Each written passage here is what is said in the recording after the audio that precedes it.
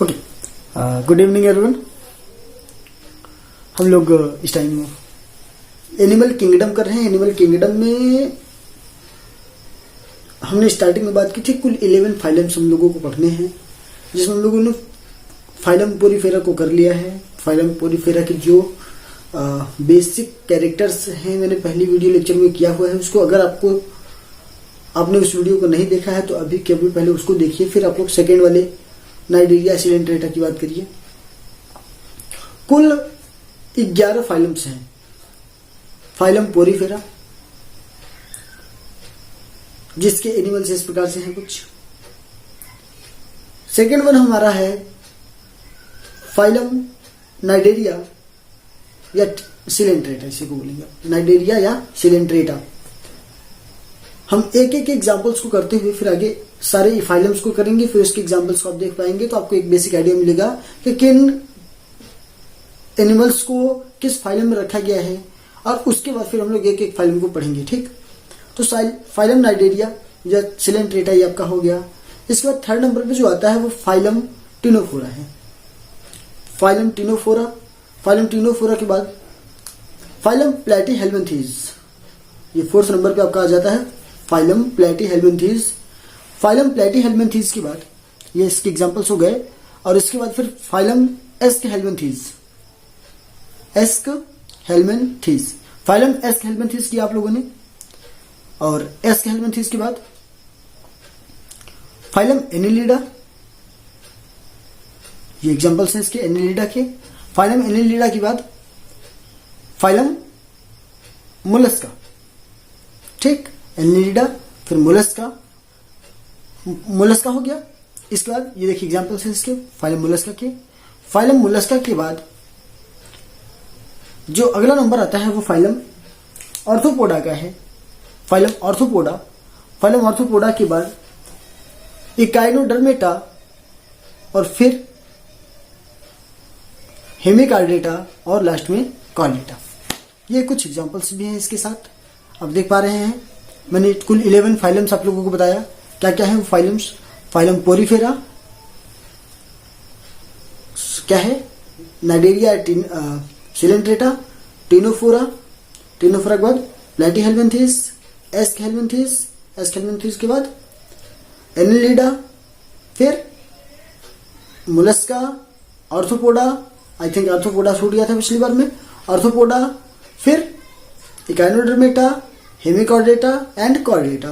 ये कुल 11 फाइलम्स, और 11 फाइलम्स के बाद इनके कुछ एग्जांपल्स इस प्रकार से हैं। पोरीफेरा, मैंने स्टार्टिंग में बताया था कि पोरीफेरा के जो एनिमल्स होंगे उनमें पोर बियरिंग होगा, अर्थात पूरी बॉडी पोर्स से भरी पड़ी होगी।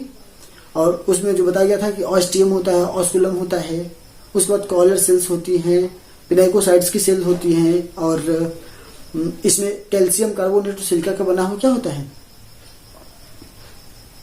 स्पिक्यूल्स होता है, जो उनको बॉडी सपोर्ट करता है उनको किसी भी चट्टान से स्टैंड रहने के लिए। इसके बाद रेस्पिरेशन इनके पूरे बॉडी के थ्रू ही होगा ना, बॉडी के थ्रू, क्योंकि respiratory organ, elementary canals, these are absent in this phylums. तो आप पोरीफेरा को ध्यान से देख लीजिएगा। अगर आपने वीडियो नहीं देखा है तो उसको ध्यान से देखिएगा, एक एक पॉइंट को नोट करिएगा।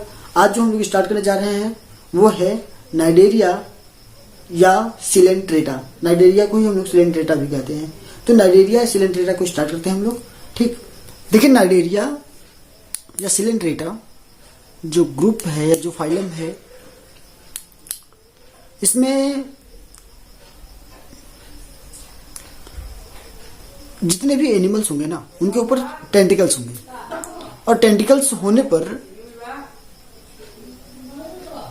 इनके टेंटिकल्स में एक स्ट्रिंगिंग सेल होती है। स्ट्रिंगिंग सेल का मतलब जो चूहा दे, और चूहाने के बाद क्या करेंगे लोग, पॉइजनस सब्सटेंस को रिलीज करेंगे।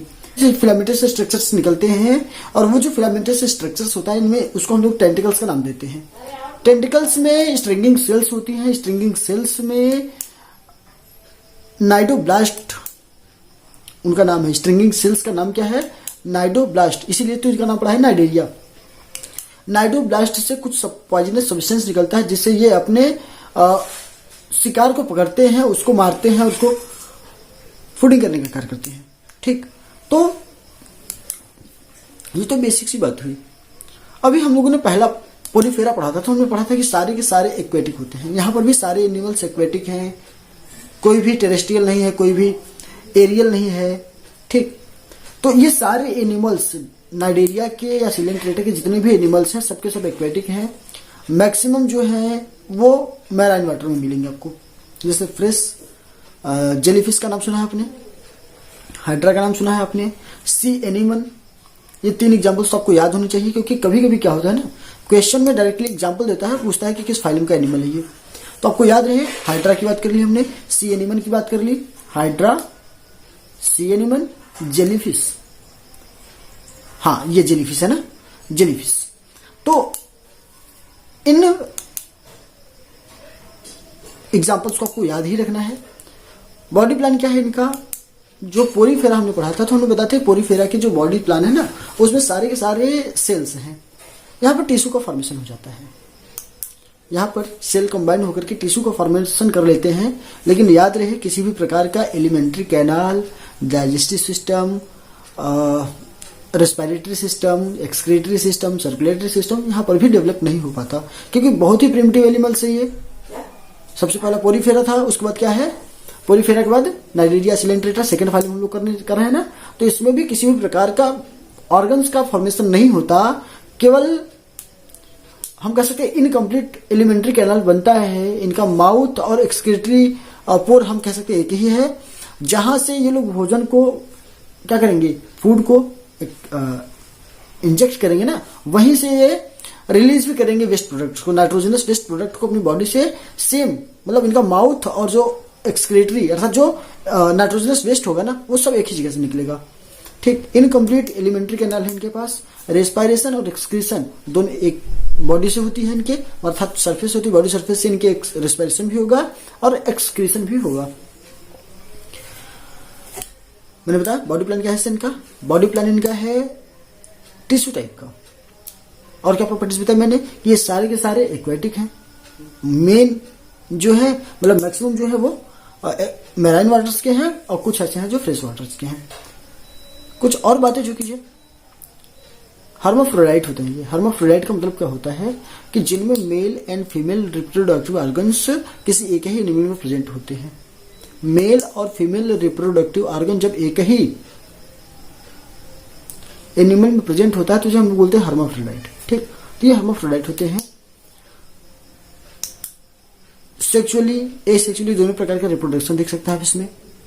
सेक्सुअल रिप्रोडक्शन भी हो सकता है और एसेक्सुअल रिप्रोडक्शन भी इनमें देखा जाता है। ये डिप्लोब्लास्टिक होते हैं। देखिए जर्म लेयर्स जैसे हम लोग या किसी भी आप जब पढ़ेंगे, आप एस के हेल्मेंथीस से आगे जब पढ़ना स्टार्ट करेंगे तो वहां से आपको पता चलेगा कि जर्म लेयर्स होती हैं। जर्म लेयर्स 3 टाइप्स की होती हैं, वो है मेसोडर्म, एक्टोडर्म एंड इंडोडर्म।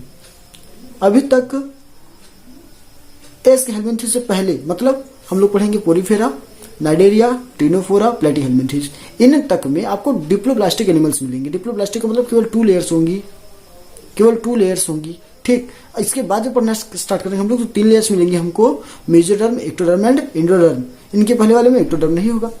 तो ये बात समझ में आई आपको कि ये डिप्लोब्लास्टिक्स हैं। डिप्लोब्लास्टिक का मतलब क्या होगा कि केवल 2 लेयर, 2 जर्म लेयर प्रेजेंट होगी इनमें। और किन प्रॉपर्टीज की बात करना चाहेंगे आप? वहां पर पोरीफेरा में जब आपने पढ़ा था तो मैंने बताया कि पोरीफेरा के सारे एनिमल्स एक जगह पर फिक्स हैं, वो कभी भी मूव नहीं कर सकते। वो सेसाइल टाइप के थे। सेसाइल का मतलब क्या हुआ कि जो एक जगह पर फिक्स हो जाए, जिनमें मूवमेंट ना हो पूरी लाइफ। यहाँ पर 2 प्रकार के एनिमल्स दिखेंगे आपको। एक ऐसे होंगे जो छतरीनुमा होंगे, अम्ब्रेला टाइप के, और एक ऐसे होंगे जो सिलेंड्रिकल होंगे। जो सिलेंड्रिकल होंगे उन्हें हम लोग बोलेंगे पॉलिप। जो सिलेंड्रिकल होंगे, जैसे आपने बात कर दी सी एनिमल की, जैसे हमने बात कर दी हाइड्रा की, तो ये सिलेंड्रिकल टाइप का स्ट्रक्चर होगा। सिलेंड्रिकल टाइप का स्ट्रक्चर होगा, इन्हें हम लोग क्या बोलेंगे? पॉलिप। और यदि हम बात करते हैं किसकी, जो अम्ब्रेला टाइप होगा, जैसे जेलीफिश। जेलीफिश हमारा क्या हो जाएगा? मेडुसा हो जाएगा। मेडुसा मूवमेंट कर सकता है, मेडुसा में मूवमेंट देखा जाएगा, जबकि पॉलिप जो होंगे वो किसी भी प्रकार का मूवमेंट शो नहीं करेंगे। ठीक, हाइड्रा एक ऐसा एग्जाम्पल है, जब आप रिप्रोडक्शन पढ़ेंगे तो बार बार हाइड्रा का नाम आएगा। क्यों? कि उसमें बर्ड्स का फॉर्मेशन होता है। बर्ड्स के थ्रू ये लोग अपना रिप्रोडक्शन कर सकते हैं। बॉडी से एक छोटा सा पार्ट बाहर निकलेगा, वो पार्ट टूट के बाहर हो जाएगा,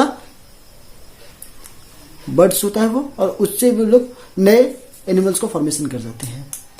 तो बर्डिंग एक प्रोसेस है जिससे हाइड्रा क्या करता है, रिप्रोडक्शन करता है। इसलिए हम लोग याद रखेंगे कि यहाँ पर क्या होता है, सेक्सुअल एंड एसेक्सुअल दोनों प्रकार का रिप्रोडक्शन देखा जाता है। ठीक, तो ये सारी प्रॉपर्टी जो आज आपको बताई गई है, इन सब को आप पॉइंट वाइज नोट करेंगे, एक एक पॉइंट को नोट करेंगे, और अपनी बुक की हेल्प से ही आप किसी भी नोट्स का फॉर्मेशन करेंगे। जो मैं बातें बता रहा हूँ उसको नोट करिए, और कुछ बातें ऐसी होंगी जो बुक में दी होंगी, आप बुक को रीड करिए। बुक को रीड करने के बाद एक एक पॉइंट को नोट करिए, अच्छा सा नोट्स बनाइए, और आप लोग हमको सेंड करिए।